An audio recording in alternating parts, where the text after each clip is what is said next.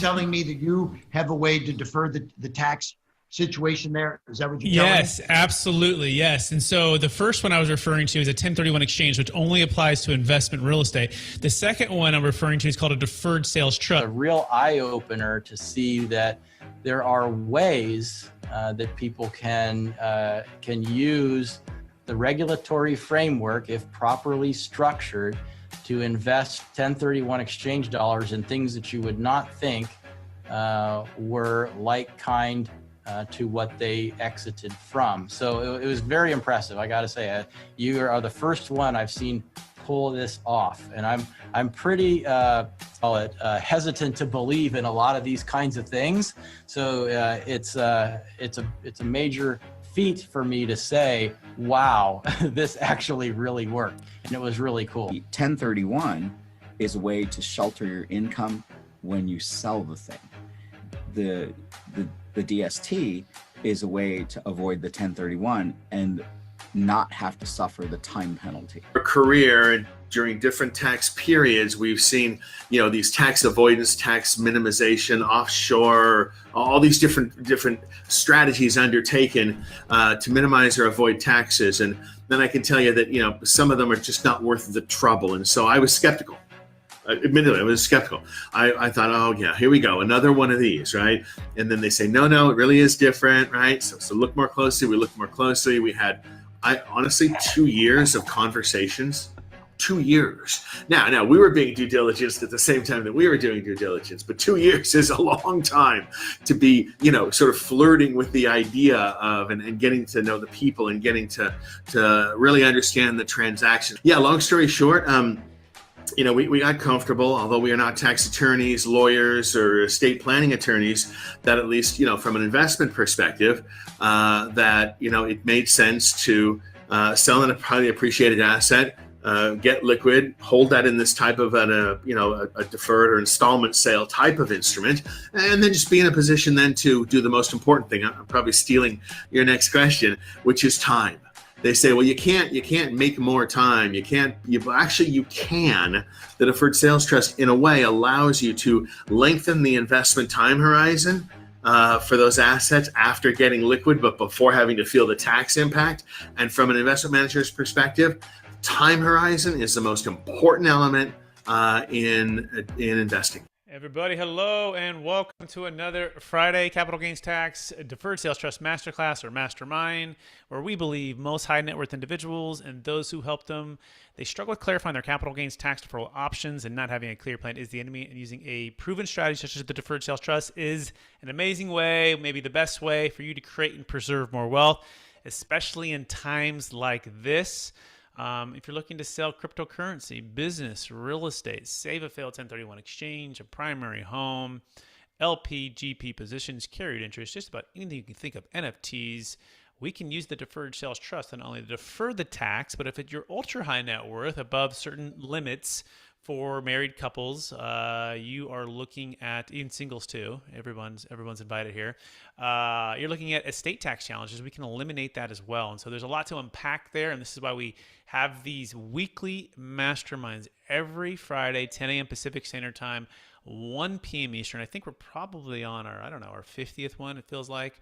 And we just keep growing, and we want to encourage you to keep digging in, keep learning, asking good questions, bring your CPAs, bring your commercial brokers, your luxury realtors, whoever. Or if you are those folks, bring your clients, right? So they can get empowered with this strategy. And I want to encourage everybody to also meet one of my business partners and financial advisor extraordinaire. I call him the CPA Whisperer. And what I love about this gentleman is he thinks not only really well, but he's very personable, very well connected as well. He's more like an entrepreneurial financial advisor and thinks out a bit outside the box. Please welcome to the mastermind with me, Jake Miller. Jake, how are we doing? Doing very well, Brett. Thank you for that introduction. Whoa, look at that shirt today. That is incredible.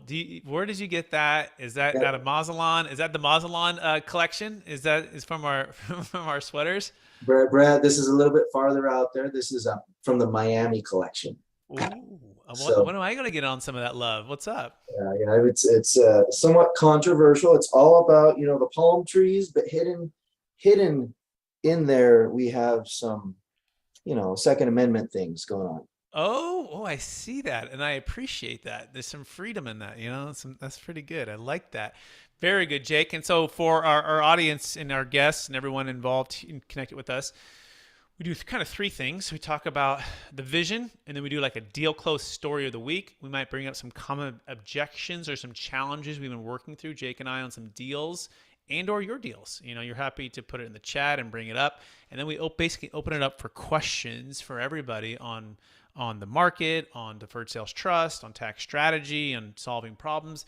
But Jake, let's start with the vision. Could you give us a little bit more of the vision of why we're here and what that looks like, about who the deferred sales trust is eligible, what tends to be a good fit? Yeah, so literally anybody that has stuff that they're going to sell, and specifically stuff that is highly appreciated. And because of that high appreciation, it's going to be subject to capital gains. So anybody that has a highly appreciated asset that is looking to sell here in the near future could be a candidate for a deferred sales trust. Excellent. And then kind of the part of the why too that I think is really important is we believe everybody, and we do mean everybody, although it does need to be a big enough gain, because if it doesn't, then it doesn't make sense. And that's typically $1 million net proceeds, $1 million gain, to have enough pain or enough tax in order to hire us to do the service and make a good ROI on the investment. Deserves an exit plan where they don't feel trapped by capital gains tax. And in fact, the American Bankers Association did a study, and a number of other groups did these studies where they found that's about $32 trillion that's going to pass from the baby boomers to the millennials in the next 20 years. And this is the largest wealth transfer in the history of the planet. In fact, there's about 77 million U.S. baby boomers alone, and about 10,000 are turning 65 every single day. And 50% of their net worth is tied to high-end primary homes, businesses, and commercial real estate and or private equity. And those are illiquid assets that are highly appreciated, that take a lot of time, energy, toilets, trash, liability. In fact, just closed the deal. We talked about it last week, but I had a chance to dig into it more with the clients. I helped them sell a $2.5 million multifamily property here in Sacramento. I'm also a broker. And so we helped them sell that. And their biggest thing was they could take their NOI from not only 120 to about 180, about a 60% increase. But more so, they could get rid of the toilets, trash, liability, time, energy, stress. They can move from phase 1 to phase 2, and they can diversify their investments and really spend more time with their kids. They have kids, and they want to travel more, and they don't want to have to be doing what they've done for the last 20, 30 years to build their wealth. They're in a second phase of their life, and so this creates that freedom. So what we're about here is creating freedom from feeling trapped by your business or your real estate or your highly appreciated cryptocurrency that you wish you would have got out earlier, that got stuck at Celsius, and now is part of a huge just train wreck that's going on. In fact, I talked with my other client who did an Ethereum exit of about $7.5 million. Fortunately, he did it in August of last year. And so he got out a lot of it, but he still lost. He's still probably losing $1 million at Celsius because it's stuck there. Now, hopefully he's going to get some of that back. He doesn't really know. But I said, hey, what would have happened? His name is Peter. If you would have done the deferred sales trust, he's like, oh my gosh, bro. Not only would the value of that $13.5 million be cut, drastically in half or more, but then second, a lot of it would have been at Celsius, which means third, I'd be fighting for all of it. And so this is the seriousness of what we do. We create an exit plan so that you can diversify and not feel trapped by the capital gains tax. Jake, you want to add anything to that? Absolutely. So again, who is this a good fit for, right? Anybody with $1 million transaction that has highly appreciated asset. That means that most of that million is appreciation. It can be real estate, it can be crypto, it can be your business, it can be an asset sale, it can be a stock sale. In fact, it can be warrants on a stock. And so there's a lot of different assets that show up on either your personal financial statement or your business balance sheet that, if sold, could qualify for this. Now, again, it's not technically, there's no written line anywhere that has to be $1 million exact or more. But essentially, we want clients to be in the highest tax bracket so that they feel the greatest tax pain when they go through this transaction. And I think, Brad, I pretty much said what you said, just in different words. Well, that's the beauty of it, right? Because we balance each other out with the different ways of thinking, different backgrounds, different perspectives. And that's part of by the way, the team approach with the deferred sales trust. It's not a one-man superstar. It's actually tax attorneys who are really the superstars. Those guys are amazing. They created the structure, 26-year track record, thousands of closes, billions under management. They're the brain surgeons, what we would say. And then I'm sort of like the nurse who does the ongoing care. I'm what's called the trustee, and we're separate from the tax attorney necessarily. And then Jake is the financial advisor, and he's third party as well. We're all separately necessarily to keep the integrity as well as create an opportunity to build what's called like the dream team, right? That's our goal, to earn the right to be part of your dream team, to support your current dream team who's helped you made your wealth. But to add, what I like to say is like the shield with a little spear, right? We each have our sword, shield, and spear, and you have some of your dream team. But we're going to line up, and we're going to build even a stronger, if the Roman Legion, if you've seen the show 300 or the movie 300, they all line up, and it's collectively each of the specialists working in their area and their niche that makes the overall group stronger. And at the end of the day, we also like to say we're just kind of like a group that likes to solve problems. And check this out, Jake. I think you guys are gonna like this. One of my daughters, okay, and I still can't even do this. She can make one side yellow, and like she's 10 years old. And I'm like, how did you do that? And she's like, just like this, Brett. I'm like, well, make it the red color, and then she'll do the red. I make blue, she'll do the blue. And now, she did the yellow, last couple of days, and I'm like blown away. But at the end of the day, all we're trying to do is trying to line up. And by the way, everyone's goals are a little bit different, right? Everyone's situation is a little bit different in life, their time, their tax flow, their cash flow, their retirement, their vision for their wealth, their why. And our goal is to try to understand what that looks like, and then financially and tax flow wise, try to help to move with you, guide you, right, to be able to line it up as perfectly as possible. Now, it's never going to be exactly perfect, but guess what? If there's 30 to 50% in capital gains tax and a 40% estate tax, that's a huge amount of wealth that if we can try to plan and line up and guide you, that can go a long way for retirement, for giving, for new business ventures, for cash flow, for tax flow, for new depreciation schedules. So much there, and that's why we're so passionate about the Deferred Sales Trust. That being said, Jake, are you ready for the deal close story of the week?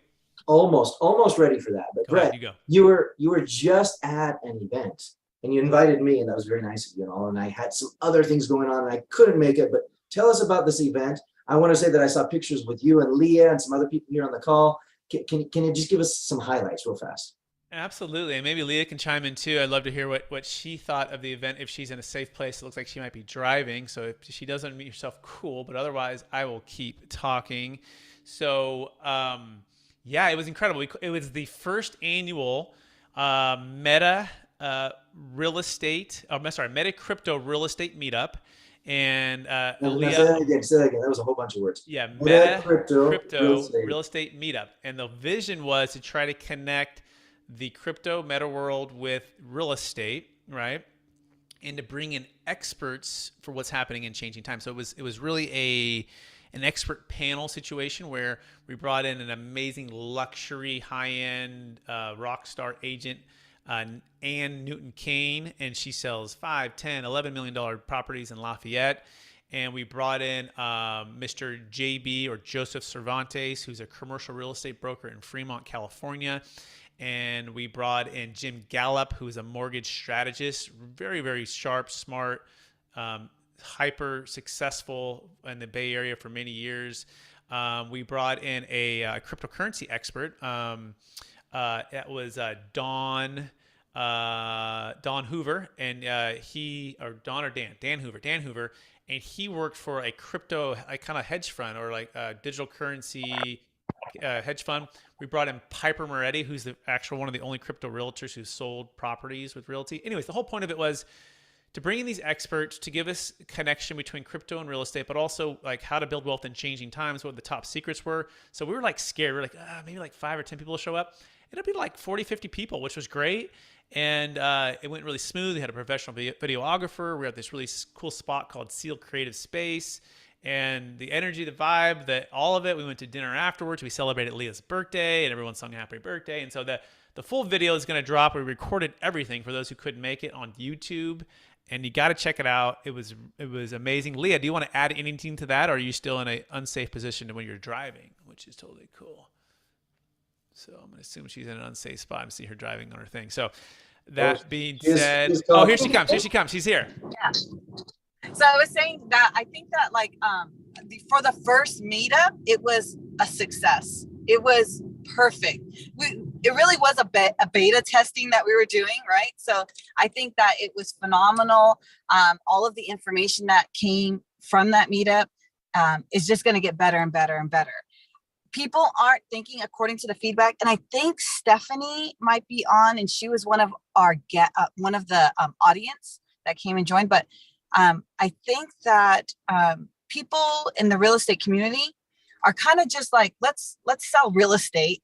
Let's, whether it's high-end commercial, but they really don't understand the vehicles of like the DST. They don't understand what's coming in technology. And for it to be a free event, it was pretty amazing in terms of the content of information that we were getting. And at the end with the Q&A, a lot of people that deal with, high income, high net worth, high transactions within real estate had a lot of questions about the DST. They couldn't really wrap their head around it and understand, how it works. So it was a successful, in terms of DSTs too as well, it was very successful. Thank you, Leah, for that feedback. Absolutely. Couldn't agree more. And because it wasn't like a deferred sales trust event, although naturally, I can't help but drop in some, little slivers in there and little seeds about tax and the guests kind of picked up on that and we talked about it, but it was really about their expertise, what they're doing to help their clients, their best secrets, and really just how to help people grow wealth in changing times. A lot of change, a lot of stuff going on. I think the biggest thing too, one more point is that it wasn't about the DST, but because you did mention stuff about it at the end with the Q&A, people were asking about that and they needed to know more information, which showed me that was of huge value that needs to be out in the community. So the other thing too was that people aren't thinking about Meta, I never can say it right, Meta, and they're not thinking about cryptocurrency and they're not thinking about NFTs, even though that is the future. So having Dan Hoover as this hedge fund guy who's dealing with cryptocurrency, and then Piper talking about like selling real estate, with digital tokens. It's just, this is stuff that's going to happen in the future. Just like DSTs are very important to understand. When people are doing these big sales in technology, they need to have these vehicles to transfer that money into somewhere else, to invest into something else, so they're not getting, taxed. So that's it. No more for me. No, that's great, Leah. Thank you for sharing. Fantastic. And I actually talked with a gentleman yesterday on the Delaware Statutory Trust. They called me and they want me to bring them clients, and I was talking about it.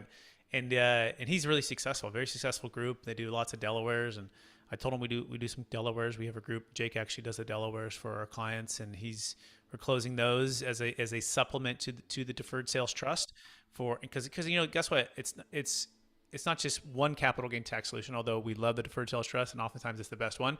Sometimes it's a 1031 exchange, and sometimes it's a Delaware, sometimes it's an opportunity zone. It might be a CRT if you're extra charitable giving. But it's important to understand your options, right? That the deferred sales trust works for just about any highly appreciated asset. In fact, we've yet to really find anything it doesn't work for, whereas the 1031 or the Delaware only works for investment real estate. And so the concept of how you can take crypto, defer the tax, and then invest into real estate or securities and diversify, like people's minds were like exploding, right? And they're coming up like, what, how, and I'm like, well, let me explain it to you. And so they're just kind of digging in. So yeah, if you're tuning in from the Berkeley event, we welcome you and we're glad you're here. That being said, now Jake, let me know if you're ready for the deal closer of the week or if you want to comment on any of that. I am now ready. Let's go right in. Okay, cool. So there's been a couple actually. I don't know, Jake, if you want to talk about yours, you want me to talk about mine, but ours, like what? I have one in mind, but do you have one in mind? I don't want to assume that you don't. Let's jump into yours, and if we have time, we'll jump into mine. Okay, cool. So this one's in Texas, and this is a repeat client, okay? And this particular client, it's a client of Jake and I's, so it is actually ours. So there's so many deals going on, I got to keep track, okay? And so it was a $29 million land sale, okay? I don't know if I talked about this one last week or not, but but I'll just say it's a deal closed over the week again because I'm learning more and more about the deal because it happened so fast. And so he basically locked it up for about 24, exited about 29. So the beautiful part of the deferred sales trust is you don't have to hold the asset for more than a year, okay? Like a 1031 exchange, typically you do, right? And in fact, I think you always do.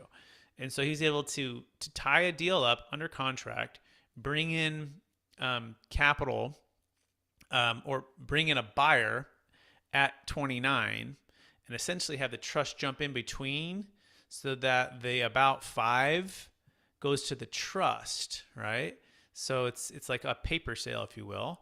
Now he did some improvements during escrow and did some things to negotiate. So he's masterful at this, and it's really exciting. In fact, we'll be at another mastermind in Dallas, Texas, with Tony Robbins. Let me know if you guys want to get an invite to that coming up on August the 23rd, Dallas Fort Worth, and he'll be there. Jake may or may not be able to make it to that event. He was there last year. But it was a very successful deal, and so much so that he wants to bring us even more business and more referrals. But that's the deal closed story of the week. Jake, any thoughts on that? Brett, how long is this deal? How long have we been in on this deal? I mean, I think sometimes people think that, hey, like I got a call this week and they're like, yeah, I want to close like tomorrow. Yeah, great question. So it depends on if you mean how long has he been watching these videos, right? So honestly, known the client now for 6 months from the first time 5 months and the first time he closed it. But he said, Brett, I had been watching you guys and your videos for like a year and a half, and I just never called you because I wasn't quite ready yet. And so for anyone listening to this right now, you're watching this, right? I mean, and if you're a business professional wanting to serve your clients at a higher level, we encourage you to start creating content on videos and just documenting your journey and sharing your journey via YouTube, via podcast, going on other people's podcasts. And so he kind of called me and just said, I kind of like already know you. He the kind of way he put it, I've heard you talk we probably put in 500 videos and I don't know how many, 1,000 hours. I don't even know if that's what that is on the videos. Now we put so much content out there. So that answer the question, Jake, what do you think? Yes, in the sense that a lot of times when somebody needs something like this, we are subject to the decisions of other people. Namely, whoever the buyer is, the negotiation that goes on. Sometimes they have to get financials together. We had a client back east, 18 months later, still working on it, right? And sometimes deals move fast. I think we helped some people doing a real estate deal, and this is a little bit faster than we like, but 6 days we had it all done. But typically, this is something that we get involved with them and their advisors, so that we're all on the same page. And that usually produces a much better outcome, much calmer outcome. Clients are educated, the other advisors are educated. People are not trying to do really fancy things sometimes. We did talk to a deal about a year ago, Brett, and the guy was selling $100 million development. And with their estate planning attorney, they were trying to devalue the property and devalue the deal because of lack of marketability, because there were two partners, and trying to do things for like legacy planning that actually at the end of the day became unnecessary. Because if you're going to do like the deferred sales trust, it kind of becomes the keystone strategy, although you may still implement a lot of these other strategies to a lesser degree once you've understood how the deferral strategy of the deferred sales trust works. And let's talk about why that is, right? Because most strategies, you're maintaining ownership. It's really understanding. It's literally the foundation and the characteristic of what you're doing. Like a 1031 exchange, it's what's called a continuity strategy, which means you're taking ownership of one investment real estate and you're trading it for ownership in another investment real estate. And so you're just staying in that same. It's almost like you're staying in that same species, right? If you think of it like animals, right, or something like that, right? That same characteristic is all ownership. And so to get some of these major, transformational, wealth building strategies, you got to change the whole characteristic. You got to become a lender, right? You got to get outside your taxable estate. And so on deals that are like $100 million, ask yourself, let's start at the foundation, the bedrock of this deal. There's a tower in San Francisco. And it's basically known as like maybe one of the biggest debacles a developer ever did. And one of my clients, he's the number one architect in San Francisco. We're selling an apartment complex for him now. He's looking at deferred sales trust. Anyways, he's in the tower right next to it, and I go and I spend time with him, and it's downtown San Francisco. It's beautiful. It's called the Millennial Tower. You can look it up. But basically, what happened is this tower was built not all the way to the bedrock. They built this, I don't know, it's called 50, 60 stories.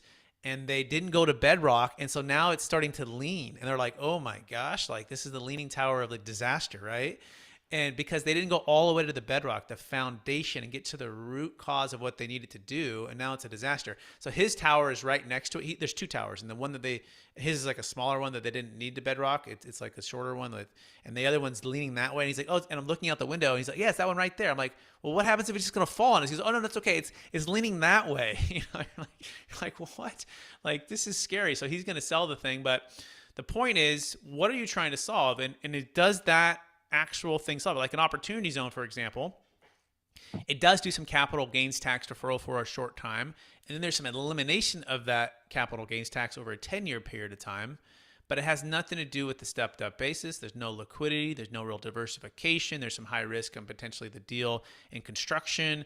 It takes a lot, and it has to have a lot of things line up.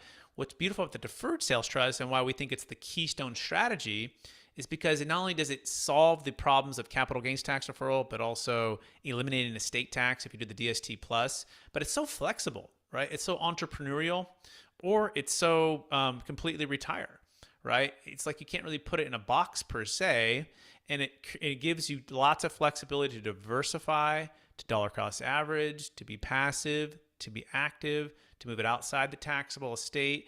And then when you see that the Rubik's Cube is all disjointed, but it can become more like this, it becomes clearer why we think it's a great fit for you. So Jake, you want to add anything to that? At the end of the day, we want to make sure that we get all the advisors around the table so that they understand this, right? I think the biggest point that we can make is that we don't want surprises right before close, because that, more than anything else, just puts people at unease. And we want them to be at ease, right? We want them to be comfortable. And so bring your advisors in early. Let's take a look at this, at the beginning stage, not at the 11th hour, simply because then everybody can look at it with a level of confidence and they're not being rushed into anything, and they can get all their questions answered. Absolutely. So this is moving us into the third part of the Deferred Sales Trust Mastermind. By the way, if you want to learn more about this, you can go to capitalgainstaxsolutions.com. You can also connect with Jake by going to strategictaxsolutions.com. Each one of us would love to talk with you and go through it. Let's open up for questions. If anyone has questions, you can just put in the chat. You can raise your hand. You can unmute yourself, and you can have a live deal. You could also just have a comment or have a question on anything we just said or anything about the Deferred Sales Trust. We are here to answer your questions. So go ahead and unmute yourself, put in the chat, and say hello to us.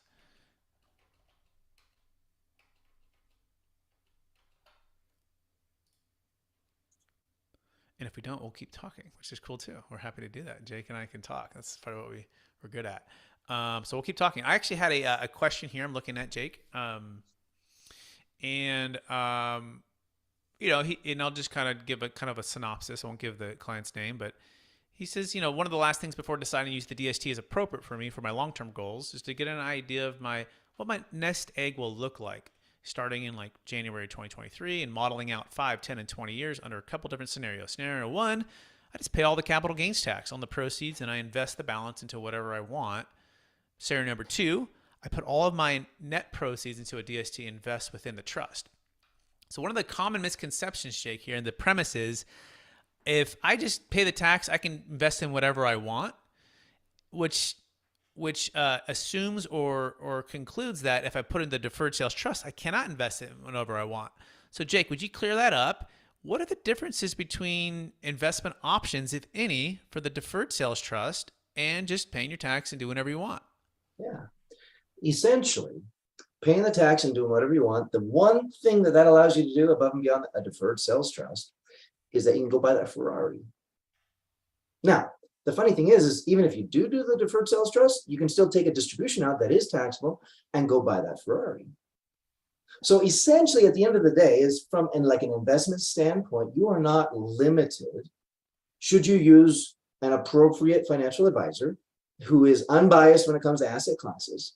You can buy life insurance as an asset. My goodness, what a thing. You can buy real estate. You can buy crypto. You can buy that Ferrari if it's part of a luxury car rental business and you are not the sole driver, right? So there's a lot of things that you can do within the deferred sales trust in purchasing and investing and reinvesting in assets that would otherwise fall on your personal balance sheet or your business balance sheet, but now they're going to be assets held for investment purpose inside of the deferred sales trust.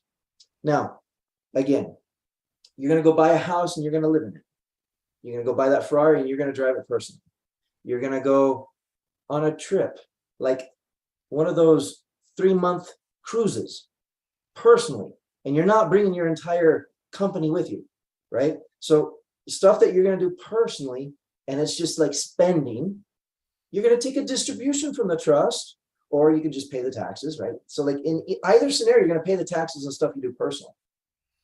The power and advantage of the deferred sales trust is that you control the timing of when you're going to incur those taxes.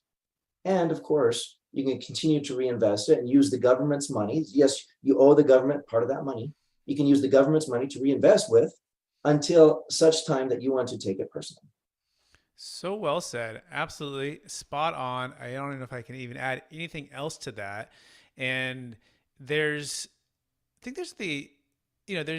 high stakes and people, this is a big deal and they're entrusting us with this deferred sales trust. And so there's this, and by the way, there is a separation necessarily to have a promissory note and to have a third-party trustee, but it's not unlike what you did with the 1031 exchange. It's not unlike what you maybe done with an IRA or 401k company. It's a separate company for you. There's like a custodian. The difference is you're changing ownership from unilateral control to a direct lender or the lender, right? A secured lender is a better word. And you have indirect control, which gives you the rights and protections to foreclose should the promissory note not perform on the investments. And also we can refinance and adjust the note to pay you out when you want it. So exactly what Jake said.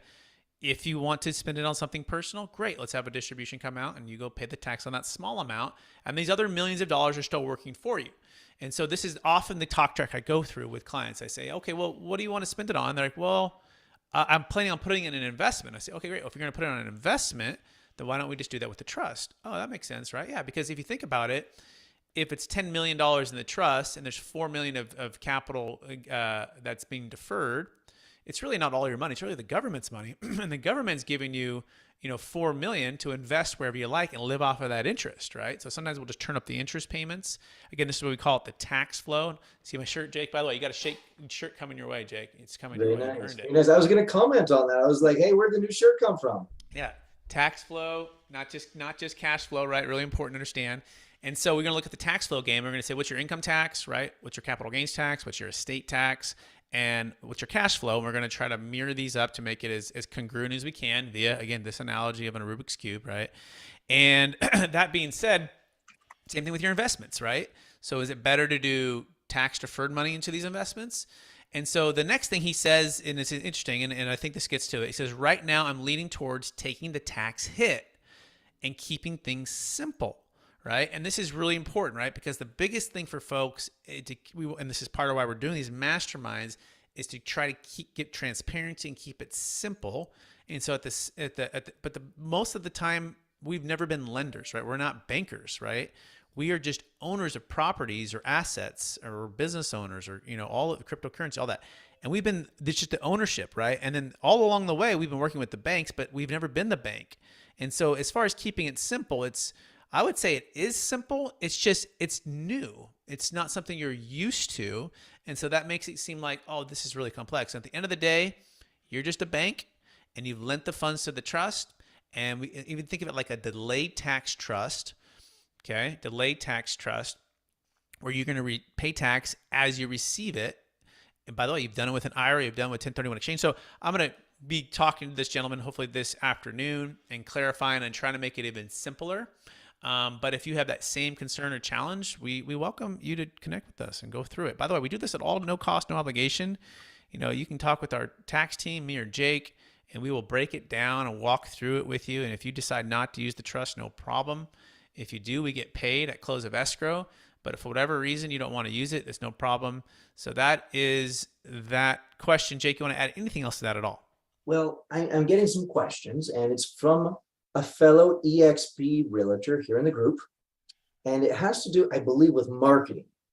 So to kind of put this out to their client list, saying, hey, this is a solution. Should you sell your highly appreciated piece of real estate, you should consider the deferred sales trust.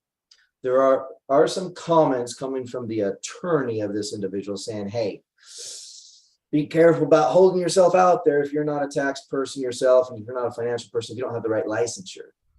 The thing of it is in a piece of marketing material like this, it's important that you can quote somebody that does have the right licensure, right? We have a group of professionals here on the call, as well as who we work with all the time. And I think it would be appropriate to put together a really nice and well done piece of literature, or an email, or a brochure of some kind, where you can like have myself quoted, or have Brett quoted, or have so I own 3 tax practices. Okay, so any of our CPAs could provide some commentary. If you would like, if anybody in this group, Brett, I think this should be a good exercise. If anybody would put together kind of like a templated piece that they'd like to send out to their clientele, I think you and I could review it. And if we need to put in somebody's name for a particular comment or what have you to fill in the blanks, I think we'd be happy to do that. Yeah, so I think I'm not sure if I know the question for sure, but maybe just they need to know that you're not providing tax or legal advice, and you're not the CPA or tax attorney. And by the way, Jake and I are not the CPA tax attorney either. We rely on the brain surgeons to be able to do that, because they're the creators of this. And which is also, by the way, why we don't offer, and I don't offer anything else really outside of the deferred sales trust besides something like a 1031 exchange or Delaware statutory trust that have been tried and true, because a lot of these things haven't been around for a long time. Like I get people calling me like, they were trying to call me on the monetized installment sale a couple of years back. And I said, no, I'm not touching it, right? Because our tax team doesn't approve of it, right? And for these reasons, and I'm not touching it. And if you guys get through all the IRS cases you have going on, and you get through all the audits, and your actual tax attorney that's providing it is doing that, and you do this for like 20 years, then I'll probably, take a look at it. But in the meantime, we have a track record of 26 years, thousands of closes, billions under management, and we rely on their perfect track record to provide lifetime audit defense.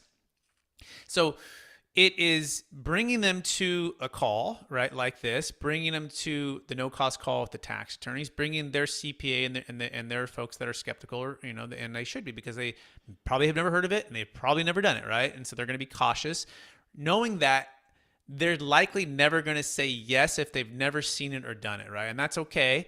But I can tell you 99% of the time you bring them to a call with us and the tax team, that they all join us. They all join us, and they see it and they get it. They sign the NDAs and they're there. So I would just change your mindset to saying you don't need to be the CPA or tax attorney. And of course, you're not providing the legal tax advice. And I would ask you too, do you provide a 1031 exchange qualified intermediary contact? The answer is yes, you do. You probably say, here's a 1031 qualified intermediary, right? And you might talk a little bit about a 45-day 180, but consult with them. And, someone might ask you about a business tax return, and you give them a CPA. And someone might ask you about a financial advisor, and you give them Jake's name. So that's all you're doing there. I would keep it really simple. You don't need to come out guns a-blazing. Just say, hey, if this is a possibility to save your failed 1031 exchange, or to be able to move your primary home without paying tax, would you be open to a call with Brett and Jake and the team? And if you need additional like follow-up information, Brett has literally like thousands of videos. I'm sure there's testimonials from people talking about the tax attorneys, talking about the process they went through that can help get them to that next meeting with us. Yeah, and it's a good point, right? Like you don't want to overcome people's logical objections and fears with logic. You actually, what we've learned through, if you haven't got the book yet, by the way, get this book. This is Russell Brunson, okay? Expert Secrets. And he talks about this idea of using story to help people overcome false beliefs of whatever that thing may be. And so in their mind, that person has a story of why this is too good to be true. By the way, I had that same story in 2009. And Marcus and Millichap were sitting in the office and they're teaching us. We thought we were the Navy SEALs of the 1031 exchange. And they start teaching us about the deferred sales trust. And we're going, this is too good to be true. But they just started to tell us the stories and the deals that were closing. And we started to get on with the CPAs, tax attorneys, and we kept overcoming all of their objections and saying yes. And so Russell goes into this in detail, but basically it's you need to come up with a better story. And we have those stories. And one of the best ones is David Young for 2 years did a due diligence on the entire program. And David Young's ran with Bill Gross at PIMCO, one of the most renowned financial professionals in the last 30 years. And they built PIMCO up to 1.2 trillion. They retire. David and five of the right-hand guys start a group called Anfield Capital. They do a 2-year due diligence. The entire thing of this, and they are on the DST inner circle, and they can support our clients, Jake and I, as another set of eyes and ears. And these guys manage money for the biggest, best, and smartest people in the world. Like they really do. They're phenomenal. And they're a part of our dream team, right? And so what we always say to the skeptic and the person who's saying, well, I'm not sure that the CPA is going to say yes. We'll say, well, if it's good enough for David Young and his legal team and all the time and due diligence for 2 years of doing the work, is it good enough for you? Or is it at least good enough for you to take a look at the next step? Sign the NDA, spend the time. So you as the client or you as the agent, you encourage your client to not have their CPA come along in the rear view mirror, but to be in the passenger seat as I go through the journey with us. And if you do that, we're confident, again, 99% of the time, they say yes, they join you. So your goal is not to be the tax attorney brain surgeon. Your role is to be the setter. Set the meeting, bring them in here, and we will help you educate them on the deferred sales trust. Jake, does that answer the question, hopefully? I think it does. I think it's very, very, very helpful. It's a follow-up to a very lengthy email, but I think that it includes most of the responses we needed. There is someone here who would like to discuss their deal on. That's Eddie. Eddie talked a little bit last time at the very end of our meeting, and he has progressed a little bit further down the road. This is interesting because Eddie is not the seller. Eddie is the buyer. Eddie, can you kind of tell us about what's going on? Yeah, so we're doing a business acquisition deal for 18 million.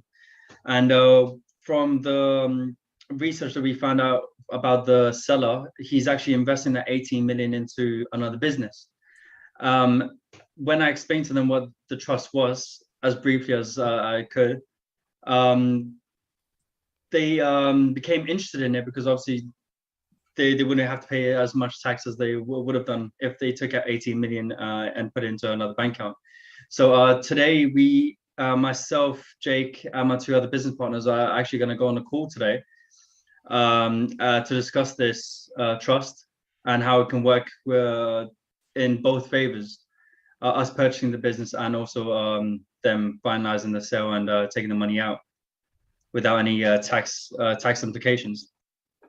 I love it, Eddie. You're taking action and you're using the strategy to help unlock and solve a problem, right? Because I also always say we're not in the business of even buying businesses, selling businesses, selling tax deferral strategies, selling real estate. We're in the business of solving problems. And to the extent you can solve the problems with people and others and help enough people get what they want, you can have everything you want, right? Zig Ziglar said it really well. So I love that you're taking action. And again, you're not being the expert in it. You're just saying, I think there might be an opportunity. Would you take a call?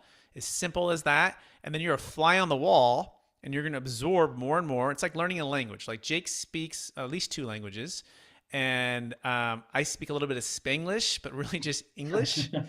But if I wanted to learn, Spanish with Jake and I would go hang out in Mexico for a couple of years. That's really the absorbing that, all of it, the culture, the language, the dialects, the tone, the nuance, that's all a part of, language.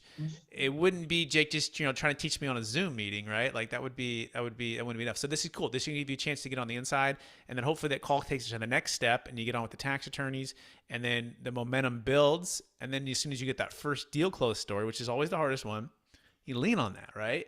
And you lean on those referrals, and you lean on us to help you provide even more. So Eddie, what particular questions do you think might come up that you'd like us to brainstorm or mastermind today, or whatever else is on your mind? I think right now they just want a big explanation as to how the trust works, the steps in it, And if there's, will there be any problems? Well, are there any problems that they could run into? Excellent. I don't know if Rebecca, our other business partner, real estate, luxury, Tahoe, Truckee area, if she's available, I want to pass that to Rebecca, and I want to see. She's also part of the coaching program, all above. She's amazing. We were just hanging out in the Tahoe Mastermind. That was awesome. So Rebecca, question to you: like, what are the steps of the Deferred Sales Trust? How would you go about setting one of these up? What do you think? Oh gosh, you put me on the spot there, Brett. So setting up a deferred sales trust is actually fairly easy. Obviously setting up a call with you and Jake and getting that going. But setting it up, it only needs to be done before the transaction hasn't gotten to buyers removing all their contingencies. So that's a timing thing. And then beyond that, it's everybody getting on the same page and getting the property or the business moved into the trust. That's pretty good. That's pretty good. Yeah. So step one is, of course, the consultation, right? Which we're just going to, find out if they qualify. They have an $18 million sale. I imagine they have more than $1 million gain. So that's simple, right? Boom. Step two is just, you sign these conditional engagement agreements, and that just basically states, should you use the trust, that you would pay the team, right? But for any reason you don't use it or the deal blows up, you don't pay us. Step three is actually forming the trust. They have to name the trust, so they could call it the England, 2022 DST or whatever they want to call it, right? And it's a single entity EIN, and then the trust itself, with the deferred sale trust tax attorneys, will be inserted into the asset purchase agreement or the PSA via typically an addendum and or via an assignment of interest. Like if it's an LLC or an S corp or a C corp, it's all a little bit different. It's never a cookie cutter, but essentially the owner is going to assign the interest to this newly formed trust. And if there's multiple partners, each partner would have their own trust. Okay. Then at the close of escrow, the funds go to the trust, right? Instead of going to their personal account, which would be taxable. And they, in exchange, get what's called a promissory note, right? They're a lender to the trust. So that's their asset that they hold. That's their security, right? And then Jake builds out a financial plan. And that financial plan, they approve or disapprove or give ideas. And I approve or disapprove of give ideas. And collectively, the funds get invested. And then they get paid back their return. So Eddie, what questions do you have on that so far? I'll be honest, you just explained everything I wanted to ask. So yeah, I think I'm good on my side. We'll find out a bit more today after the call. I know that the seller has multiple businesses. So if this deal goes through and they do use the trust, I know they'll be very happy to use the trust for the rest of their businesses. Let's ask that question, Rebecca. What if they want to do multiple sales into one trust? What's the answer to that? Multiple sales into one trust, it has to be over one tax year in order to put it into one trust. Otherwise, it could be multiple trusts created. Correct? Am I wrong? So there's a mix stuff there, right? So if it's a certain dollar volume above a certain amount, we have what's called a DST plus, right? And that DST plus, and by the way, this is part of why it's the Masterclass, right? We're learning this. And so I want to, Jake and I have it, and we want everyone else to have it. So that's the only way to have it is to engage that part of your brain that says, oh, I'm not quite sure, but let me give it a shot. And then it starts to become crystal clear, right? So no matter what the size of the deal, by the way, we have a DST plus. So it can be 100 million, 18 million, it can be 15 deals at 18 million, multiple businesses, and it can be a DST plus, and multiples can move into that DST plus no matter what the size. Or we have a DST 1.0 or just a regular DST. Then it's 5 million per person per year in deferral before there's an interest charge, okay? And so in this scenario, if it's 18 million, depending on how many partners there are, right? And if it's, let's say, 3 partners, then we could just do a DST regular, okay? And then Rebecca is right. The new calendar year, the DST 1.0, we could basically stack 10 million per person per year into the same trust, okay? Boom, boom, boom. or a combination of a DST Plus and a DST 1.0 or DST regular. So, Eddie, does that answer the question on that one? Yes, it does. I've got another question. This is more for myself and my business partners. If we wanted to put money in the trust to reinvest into properties overseas, I think I spoke to Jake about this over WhatsApp. How would that work? Yeah, so the proceeds first must go into the trust because of a sale of something. So there has to be an eligible transaction first. Now, once the proceeds are already there, those proceeds can invest in a number of different assets. And those assets may or may not have holdings abroad in another location. Now, just having the trust directly own it, there might be some complications there, and we need to get the attorneys, the tax attorneys involved. And they would probably recommend some kind of US structure that is the owner of those foreign holdings. But every scenario is a little bit different. We definitely get their blessing on how we acquire those assets in other countries with this US trust. Okay, great. Thank you. Brett, did you want to add anything there? No, that's pretty straightforward. Yeah, the trust can go into other business ventures or other assets, and it doesn't have to be just in the U.S., but we do have to keep the diversification, liquidity in mind, and based upon their risk tolerance, right? So it's not like a cookie cutter, one size fits all, and we will have to review the deal and understand it, right? And so, again, back to the Rubik's Cube. Not only is it's the risk tolerance, it's the tax deferral, it's the cash flow. It's a number of things, and those investments we'll want to look at, right, and work with you to do that. But yeah, we're very entrepreneurial and very business friendly when it comes to the deferred sales trust and investing with it to create more wealth, because that's the whole point, right?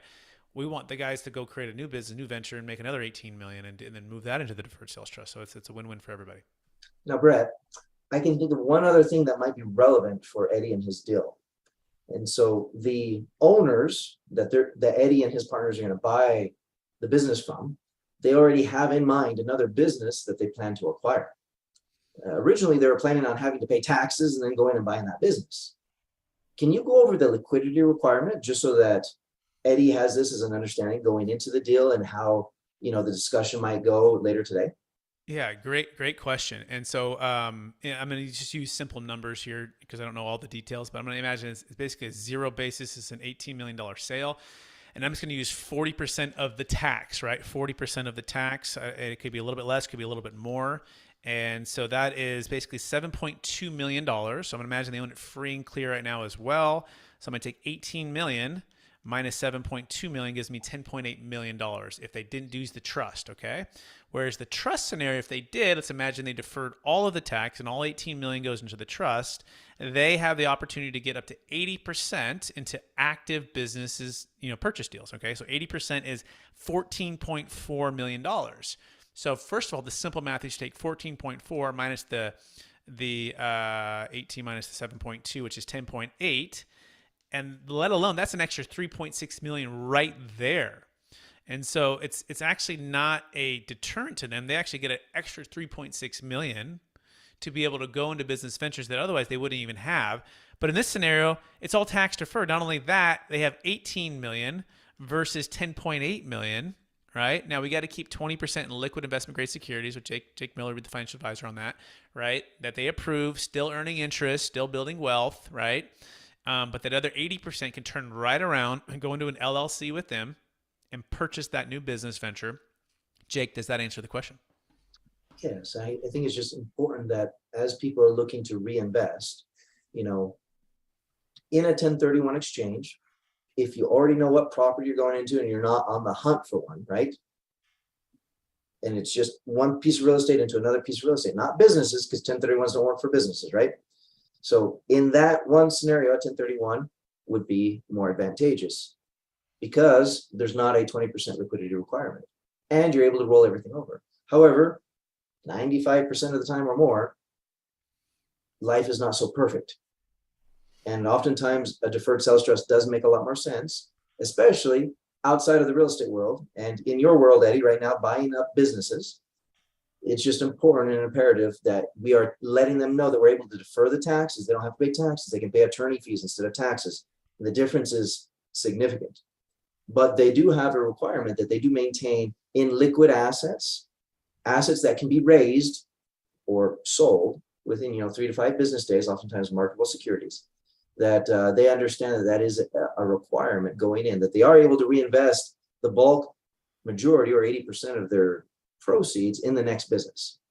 But they do have to maintain some of that liquidity. And I think, Brett, maybe just a little bit further, why do they have to have that liquidity? What is that liquidity good for? What does that help us show the IRS? Yeah, and first of all, it's not like an IRS rule or like a minimum distribution like on an IRA rule. It's actually just, as the deferred sales trust has evolved, we found that it keeps the integrity of the trust, because there is a payment that needs to be paid, right? And there are expenses to the trust, and there's a trustee, financial advisor, and it's a business trust, and it's just like if a business were to go to a bank and say, I want a $10 million loan or $8 million loan or whatever. The bank's going to say, great, we'll give you that loan, but they're going to say, we want some reserves out of our bank just in case, right? And that's the whole idea, is to protect the integrity of being able to A, pay you back your payments when they're due, and B, be able to pay for the business expense of the trust to keep the integrity of the trust. And so that is a safety or guardrail we put on. It's not like an IRS code or a law. It's something that the tax attorneys wisely said, you know what? We want to be conservative not only in the tax law, but we want to be conservative also in the investments. And we've never had one fail yet. Past performance is not a guarantee of future results, okay? But we've never had one fail legally or financially, right? And so we're not in the business of doing that. And by the way, most clients are really happy with that. In fact, the banks look at that as liquidity, which oftentimes, now I can't say all banks do, but a lot of them do. You can use that as a way to help them qualify for a loan, right? That they're getting on, because the trust is paying them those payments, and the funds are readily available, right, to be able to pay them. So hopefully that answers the question, Jake. Absolutely. And again, maybe if I were just to reiterate it in other words, I mean, we have this promissory note, and we have to prove to the IRS at any given time that there is money that's not locked up in a hard asset, that we have the ability to pay on that promissory note, even if we're not required to, if it's in the DST 1.0, right? Right. Yeah, that's a good point too. Exactly. We have the ability to do that, keeps the integrity, and then hopefully that business is cash flowing, and also, and that, so that 20% is growing. And it's not oftentimes that everyone takes 80%. That's, a lot of times they're taking 30 or 40 and keeping the other 60 in liquid investment grade security. So it's just, we want to work with you, look at it, digest it. Again, it's not a one size fits all, but those are some of the guardrails. That being said, we are up against the time. Jake Miller, if people want to get in touch with you, what's the best place for them to find you? We've got an 800 number, 1-800-773-1848, or strategictaxsolutions.com. There's a little booking link right there where they can schedule a time to go over their deal with me. And if it's a good fit, then I bring it to you, Brett.